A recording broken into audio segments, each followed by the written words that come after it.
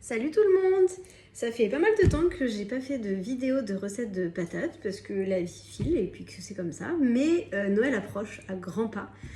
Et si vous avez un régime alimentaire restrictif, je me dis que peut-être soit vous faites tous les ans la même bûche et vous en avez un petit peu marre, soit vous n'avez pas encore trouvé de recette de bûche. Donc je vous emmène avec moi aujourd'hui dans une alternative à base de pommes de terre et surtout sans chocolat. Puisque dans le livre de recettes qui a été édité La patate de Louis, il y a déjà une recette de bûche au chocolat avec deux textures travaillées différemment. Bon, c'est pas l'objet de cette vidéo, donc je vais pas forcément revenir dessus. Mais souvent, notamment dans le cadre des SAMA ou intolérances à l'histamine, on ne peut pas tolérer le chocolat. Donc je vous propose une alternative. Ça va en fait nous permettre de construire, fabriquer, cuisiner une espèce de génoise qu'on va rouler comme un roulé. Ensuite, on pourra mettre donc ce qu'on veut à l'intérieur. Là, moi, je vais partir sur une purée de pommes bananes, mais on peut mettre n'importe quel type de compote. J'ai pas encore essayé avec des fruits en morceaux, donc je vais pas m'aventurer sur cette recette aujourd'hui à le faire, mais je pense qu'on peut essayer. Voilà. Après, c'est à chacun d'essayer en fonction de ses ingrédients, mais il faut quand même avoir la pomme de terre en base. Ensuite, en ustensile, il vous faudra un torchon, un récipient, un plat au four et surtout, bon, un économe, hein, c'est plus pratique pour éplucher les patates, les râpes. Alors, pour cette recette, on n'utilise pas n'importe quelle râpe, il faut bien faire attention. Si vous n'utilisez pas la bonne râpe, vous n'aurez pas le bon rendu de pâte et donc vous ne pourrez pas travailler la recette. On part sur, comme pour par exemple le gâteau au chocolat ou les pains, à burger surtout, on part sur la râpe à zester ou râpe à parmesan. On peut le faire manuellement si on n'a pas de machine, il faut de l'huile de coudre, mais ça se fait. On peut aussi utiliser une machine et pareil, attention, il faut avoir la bonne râpe. Je précise parce que nous au début on n'avait pas cette râpe qui a été fournie dans ce qu'on avait acheté. Donc il a fallu que j'achète en plus. Donc si vous n'avez pas cette râpe là, vous pourrez essayer mais ça ne fonctionnera pas. Donc j'insiste, râpe à zester ou parmesan, c'est la même, hein, c'est juste deux noms différents. Soit avec l'huile de coude, soit à la machine. Il va vous falloir... Alors cette recette est inédite, hein. Je ne l'ai pas écrite, je l'ai cuisinée plusieurs fois depuis 2 ans, mais je ne l'ai jamais écrite. Donc là, on va tester ensemble les proportions et j'écrirai évidemment dans la description de cette vidéo. Vous allez retrouver en dessous le nombre de pommes de terre qu'il va falloir, les ustensiles, etc. On part sur des pommes de terre de taille moyenne à grosse. Attention, on prend surtout les variétés spéciales frites. Donc il en existe de plusieurs types, peu importe le type, mais il faut que ce soit spécial frites. Vous pouvez soit demander au maraîcher ou au marché, soit en supermarché, c'est écrit sur les étiquettes. Donc vous épluchez les pommes de terre. Une fois que vous avez épluché, vous les rincez. Et quand elles sont rincées, moi je vais partir dans ma machine qui est là-bas pour les râper. Hop. Tac. Et une fois qu'elles seront râpées, vous allez voir, on va les essorer pour obtenir la fameuse pâte. Donc je vous laisse hop, à vos râpes et à vos économes. N'importe quoi. J'ai fait une bêtise. Alors si jamais ça ne rentre pas dans la machine, d'ailleurs je vais me prendre un couteau. Évidemment, vous n'hésitez pas à les couper en deux. Hein. Parce que parfois ça ne passe pas dans l'insert de la machine. C'est le cas par exemple de celle-ci. Hop.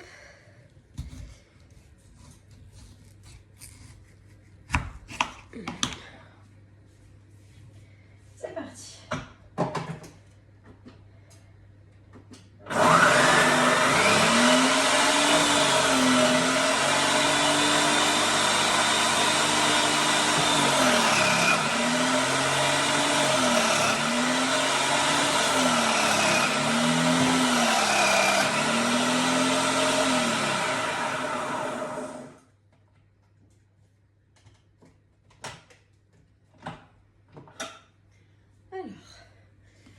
Ici pour vous montrer.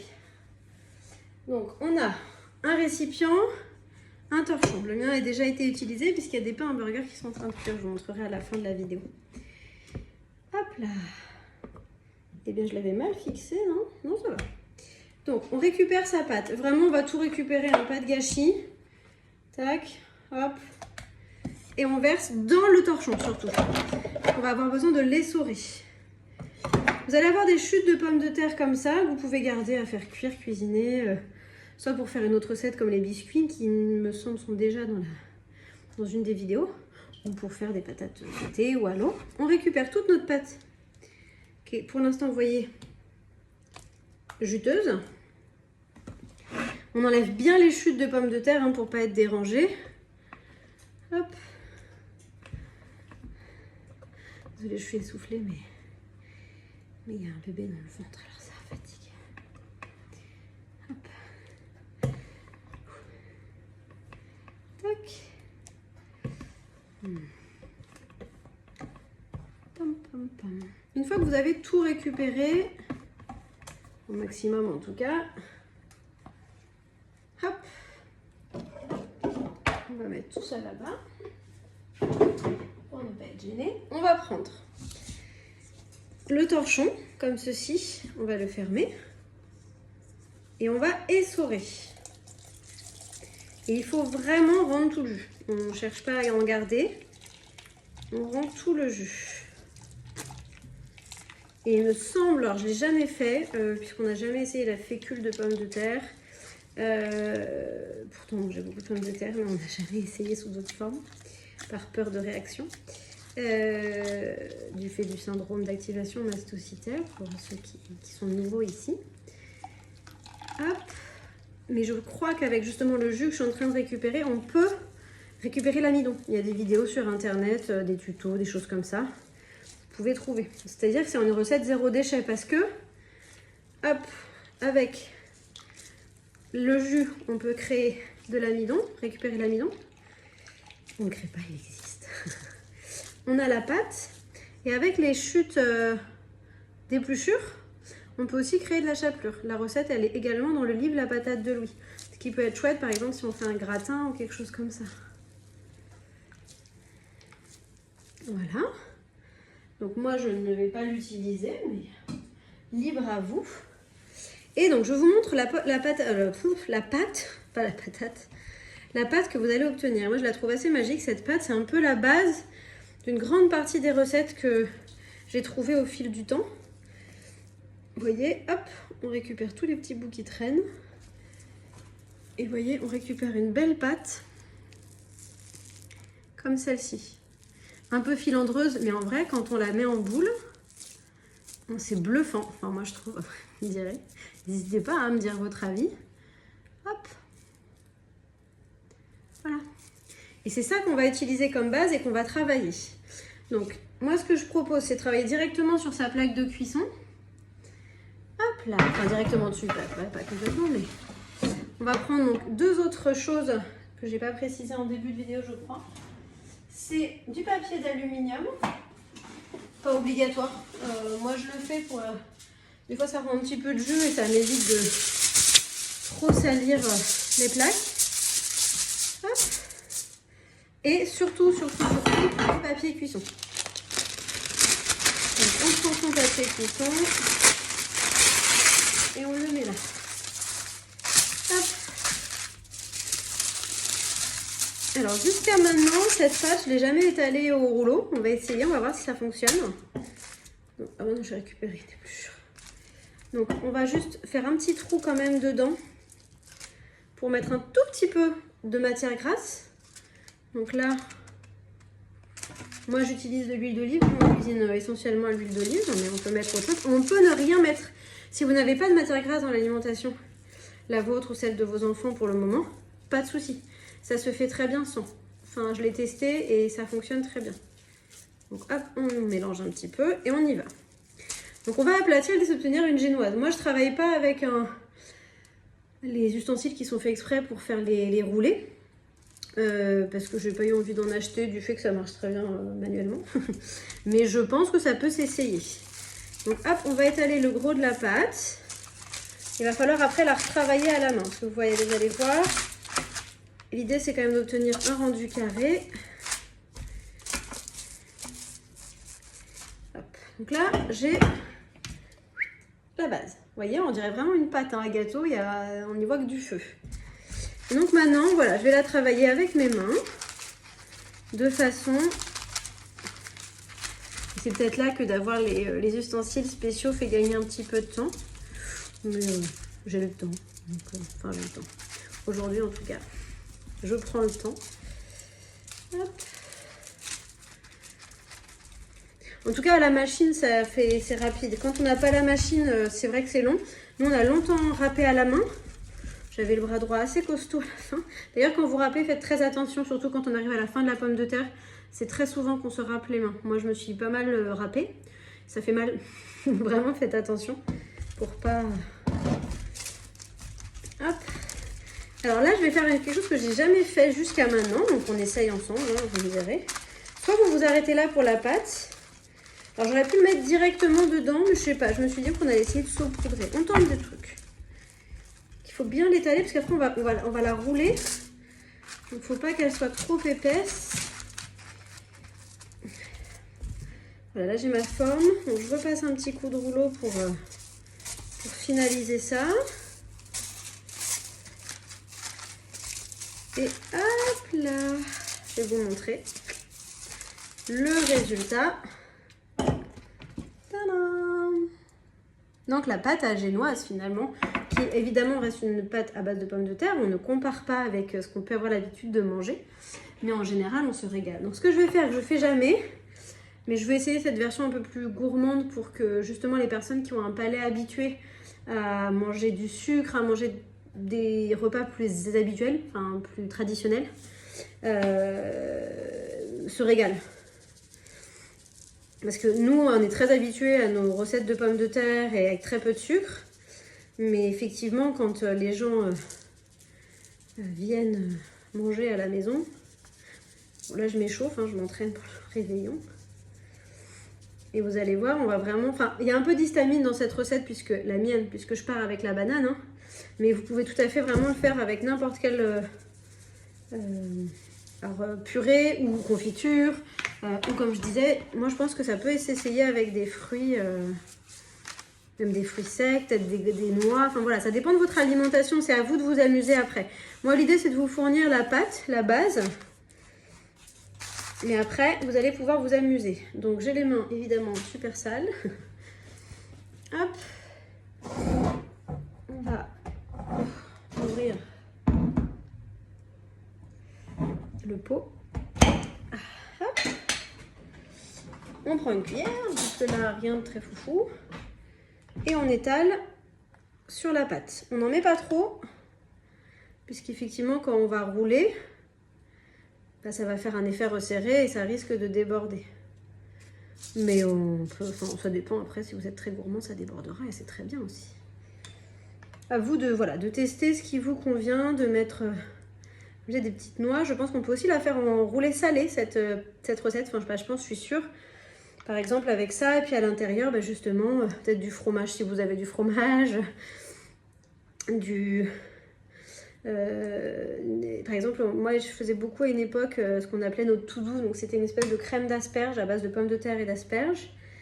Ça pourrait être très sympa à faire avec peut-être même quelques petits morceaux d'oignons si on a les oignons. Enfin voilà, je pense que je vais essayer d'ailleurs la version salée pour le réveillon, pour l'apéro. Si j'y pense, c'est pas sûr, je partagerai la réussite ou pas. Donc vous allez voir. Tac. Ensuite, on roule tout simplement. Donc là on fait doucement, hein, ça reste une pâte un peu fragile. Hop, vous allez voir. Et c'est là où peut-être que l'ustensile à génoise aide aussi parce que ça permet de rouler peut-être plus facilement sans prendre le risque de la casser. Mais comme je vous disais, on a beaucoup de choses déjà en cuisine, donc on n'a pas investi. Ça va être gourmand. Je vais vous montrer, ça va être un énorme roulé. Peut-être que sur la recette, on peut soit plus l'étaler, mais j'ai peur que ça casse, soit partir sur peut-être un petit peu moins de... Vous allez voir, ça déborde. J'ai envie de le manger. Je mets quand même un petit peu de... ramasser. Hop là. Alors attention, la patate crue ne se mange pas. Hein. On le sait pas, on l'oublie. Mais ce qui fait que, voilà, si par exemple là, vous voyez, j'ai mis de côté la... Vous voyez pas vraiment, mais... Oh, on peut y arriver. La compote, parce que comme elle a été en contact avec de la patate crue, je vais pas m'amuser à la manger. Je me rince les mains.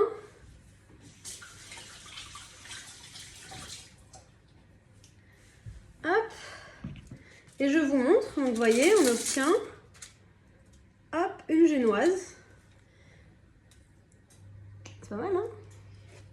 Donc, ce qu'on peut faire après, c'est badigeonner avec un tout petit peu. Pareil, moi, je fais à la main, mais je sais qu'il y a plein d'ustensiles dont je ne connais pas les noms. Que j'ai d'ailleurs à la maison, mais voilà. Tout petit peu d'huile pour si on veut. Et c'est pareil, c'est pas obligatoire. Vraiment, la patate, c'est ça qui est assez magique, c'est qu'elle se suffit à elle-même, même en cuisson. Hop. Juste sur le dessus. Et je vais saupoudrer d'un petit peu de sucre pour voir justement, puisque l'idée aujourd'hui, c'était de tester une recette un petit peu plus sucrée, un petit peu plus gourmande. Hop. Ouais, j'en ai mis pas mal, je pense. Tadam! Donc ça va partir au four. Je pense que le pain va même être prêt. Ouais. Ouf. Voilà, voilà. Des aléas. Des lunettes. Je vous profite pendant que je le sors pour vous montrer les pains à burger qui mériteraient d'être un petit peu plus grillés peut-être. Donc je vais sûrement les remettre après. Hop là, ils sont super bons. En fait, avec ces pains à burger que je vous montrerai, on peut faire des burgers, des sandwichs, plein de choses comme ça. Et c'est avec la même pâte que ce que je viens de vous montrer. C'est pour ça que je vous montre en même temps les pains à burger. Tout est dans le livre si vous voulez avoir la recette vraiment précise des pains à burger. Si vous avez aussi envie d'avoir la recette du pain, parce qu'on fait du pain avec de la pomme de terre. La recette des petits pains au chocolat. Pardon. N'hésitez pas à prendre le livre, sachant que tous les fonds sont reversés à l'association La Patate de Louis. On a vu mieux comme façon de vendre un livre. Tac. Voilà. L'association La Patate de Louis qui a des fins de sensibilisation au syndrome d'activation mastocytaire, principalement pédiatrique. Je vous reprends tout à l'heure quand ce sera cuit pour voir ce que ça donne. Et ça y est, donc après 50 minutes de cuisson, ce sera évidemment aussi écrit dans la recette. On a une forme de génoise, donc je crois qu'on appelle ça comme ça. Vous voyez, ça fume encore. C'est moelleux. Un petit peu croquant sur le dessus. Hop.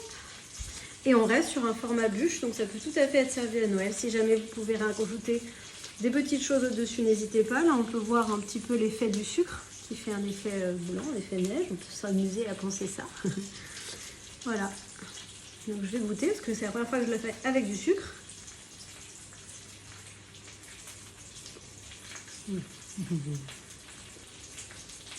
Moi, j'aime bien. Super bon. Et avec le sucre, c'est pas mal. Effectivement, ça casse encore plus le goût de la patate. Et j'en profite pour vous montrer les pains à burger que j'ai pas encore dressés parce que c'est pas encore l'heure du dîner.